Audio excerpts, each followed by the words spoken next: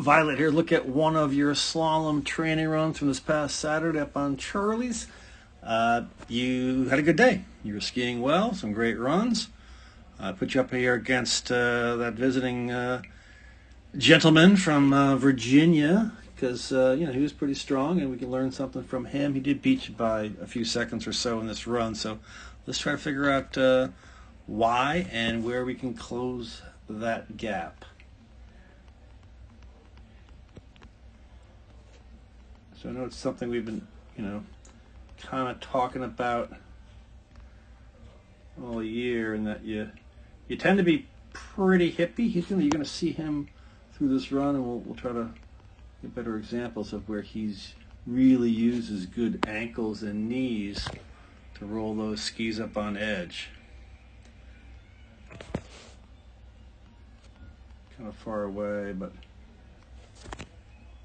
I don't know if you can tell, but that's a pretty hippie way to start the turn right there, as opposed to using ankles and knees by him over there.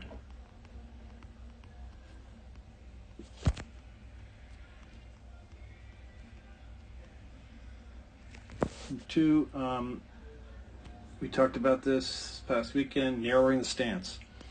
If you narrow the stance, it really allows us to, A, pressure the outside ski better.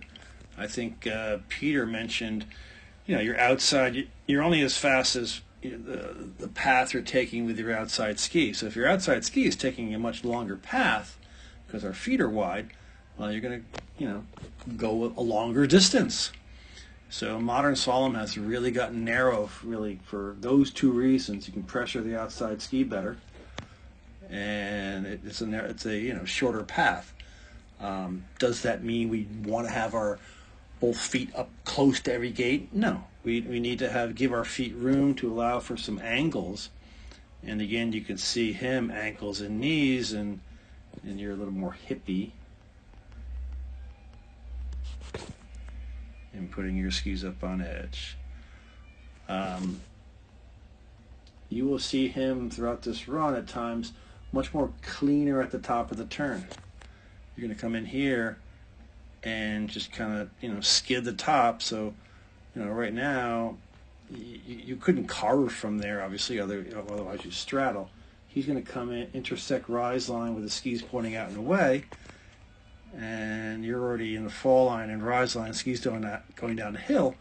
So, one could say you turn too early, but in reality, it's probably because you just want to skid that top of the turn, so you had to. Once you get your ski tips around the gate, now you can engage. So there's a lot of stuff going on down below here. Right? All your pressure is below the gate. We're looking at pressure when we intersect rise line through fall line and release. He comes in and pressures now in rise line through the fall line and moves to the new ski. And yours is a lot down here with a lot bigger spray than what he had going on. And obviously spray means, skidding.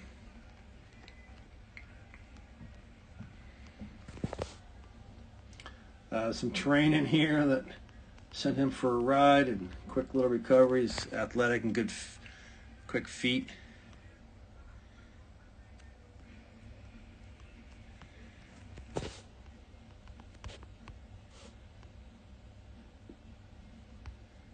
He's still playing catch up here, but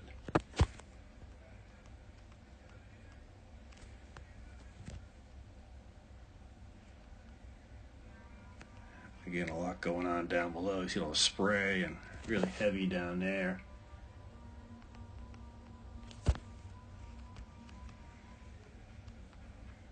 So as we were talking again, you're kind of using that hip to roll them up, and you're kind of just feathering or skidding that top of the turn, and the pressure is going to be, kind of a little bit late. It's a good turn, I will say, I love that. Inside the pole, level shoulders, rolled them both up. Like I said, you were skiing well and making some great turns. We're just trying to make them better.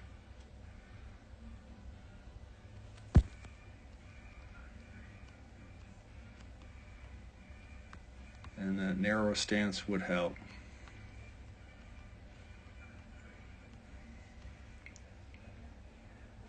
Now here, narrow stance, but I don't know, you lost the outside ski. On the inside ski here, so the wider stance will tend to promote more, being two-footed, weight on both skis, and it was evident on Sunday. We went to a steeper and icier trail. You were struggling. He was not at all.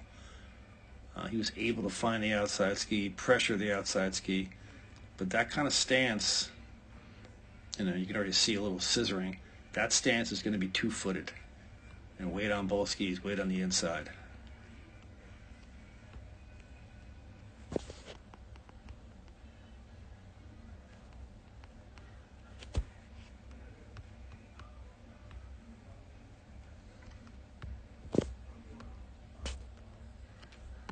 Again, he's just going to come in here using ankles and knees, roll those skis up, stand on the outside ski, and they come around. And you're kind of working the inside ski there. You eventually find the outside ski, and it turns out to be a nice turn, except you can see the width difference.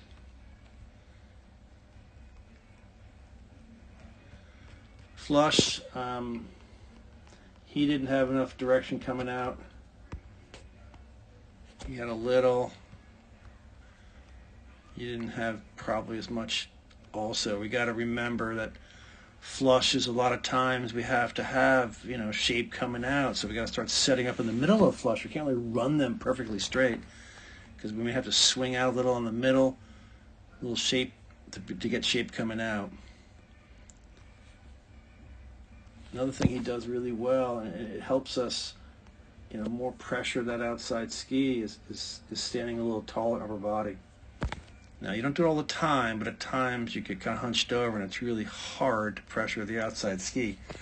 Wendy Holdener, one of the best slalom skiers in the world, I hope you know her name, on a podcast last week said, I think about two things in the start of a slalom gate: stand tall, narrow stance. Those are two important things. But the nice thing about that turn is look at your outside ski. I mean, you did find the outside ski, right? Look at the bend in that thing. That is awesome. How unfortunately, I just think because you didn't have enough shape coming out that although you were bended, you were on the outside ski, all of a sudden you just decide the ski's not coming around. I'm a little bit late. I'm hitting here where my skis are going down the hill, right? And we would have loved to have been hitting that gate where our skis are having more direction going this way, up that way a little. So you kind of said, oh, shoot, I'm not going to make it. I'm just going to chuck them side. You flattened them out and just chucked them kind of sideways quickly to finish that turn, because you didn't have the time. He didn't have much time either, but he winged it and kept him going down the hill.